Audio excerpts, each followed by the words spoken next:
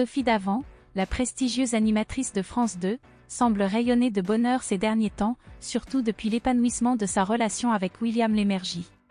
Qu'elle partage depuis près de 2 ans.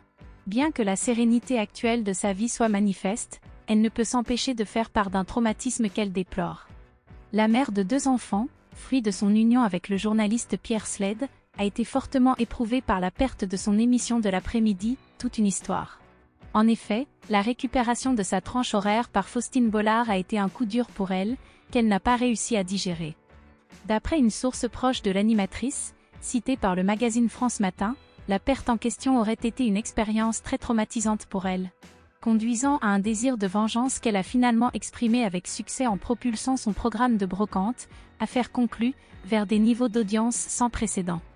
Actuellement, Sophie Davant aspire à aller encore plus loin dans sa carrière et à proposer à la direction de France 2 de nouveaux concepts novateurs, afin de renforcer sa position en tant que personnalité influente des programmes d'après-midi. En effet, cette dernière ambitionne également d'entamer une nouvelle carrière en tant que comédienne, une opportunité qu'elle serait sur le point d'embrasser avec empressement. Cette perspective avait été évoquée par la compagne de William Lémergie lors d'une interview accordée à Télé 7 jours, où elle avait confié avec enthousiasme: J'aurais été inconséquente de ne pas accepter cette opportunité. Sophie Davant est une animatrice de télévision française née le 19 mai 1963 à Bordeaux.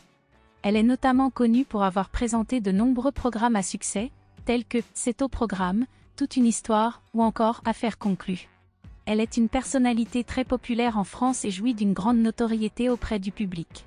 En dehors de sa carrière à la télévision, elle est également très engagée dans des actions humanitaires et caritatives.